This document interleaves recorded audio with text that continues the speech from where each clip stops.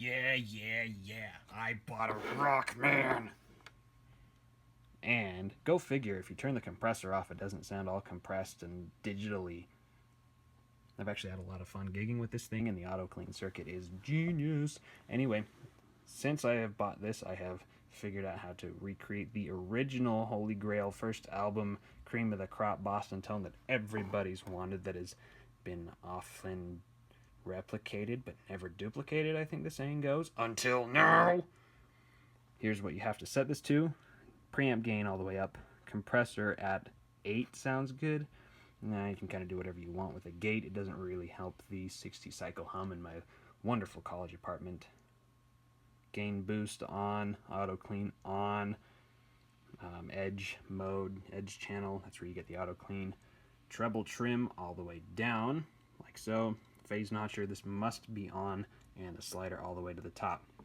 The phase notcher is essentially the cabinet simulator circuit of the Rockman Sustainor, and Tom Schultz mentioned in one of his interviews that mic placement is extremely critical to achieving the correct tone, so leave that all the way at the top or it won't sound right. Spy shots actually would seem to indicate that this is where Tom Schultz leaves his Sustainor phase notcher slider when he plays live. Treble boost set to 15. Rhythm volume, doesn't matter if you're not using a foot switch. Outputs, just leave them at 0, otherwise I get clipping. Not sure why, I don't know if this unit's just old or if that's just how it works. So running direct into my computer with a cheap 1 1/8 inch or whatever that is headphone cable. In GarageBand, I have compiled all the different elements of this tone that I've discovered over the years. We've got the cocked wah pedal cranked all the way to the top, like so. And this has settings, so you leave the Q at 0, the mode in retro wah. The EQ pedal here I have set in imitation of Schultz's original MXR pedal. Boost 800 Hz, drop 1.6 kHz, boost 3.2 kHz, and whatever with the 6.4. I boosted the 100 Hz band because I like bass. Here's the original pedal for reference. I'm standing by my double cab theory because this has worked extremely well. If you've seen my other video, my theory is that Tom Schultz mic'd an amp, send it through some processing, and then send it through another amp that was also mic'd. This continues to yield the best results, and so I've used it here. I've used transparent preamp with the settings set as such, turn all these effects off, volume not too high. Mic, I chose the condenser 87. Mic placement is again critical, so leave it there. And then after that, I just spent forever tuning a 31 band EQ by ear. I actually ended up pulling out more 800 Hz than I thought was going to be necessary. Schultz mentioned in another interview that he enjoyed the sound with chunks of the highs missing, so you can see I've dropped this one, added some other ones there, blah, blah, blah, blah, blah, blah, blah. A little boost in the low mids to kind of shape that snarly sound. And then I just use a sample delay to set the right channel a couple milliseconds behind the left for a nice stereo effect. And I'm going to grab my guitar, and this is what it sounded like.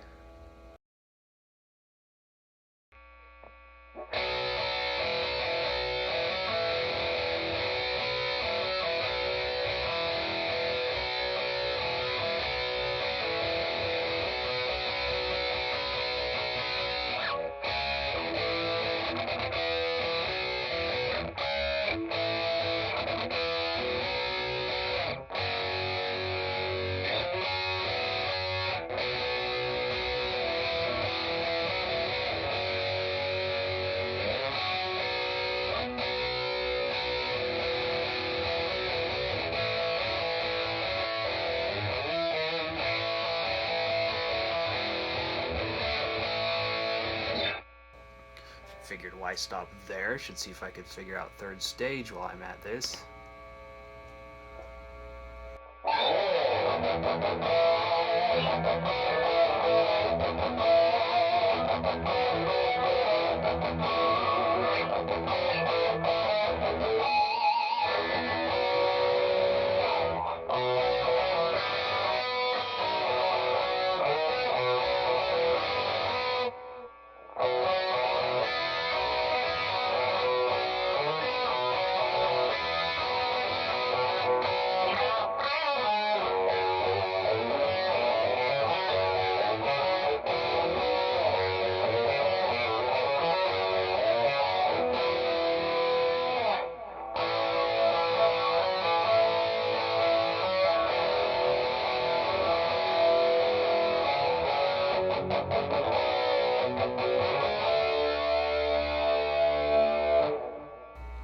on, live tour sound, why not?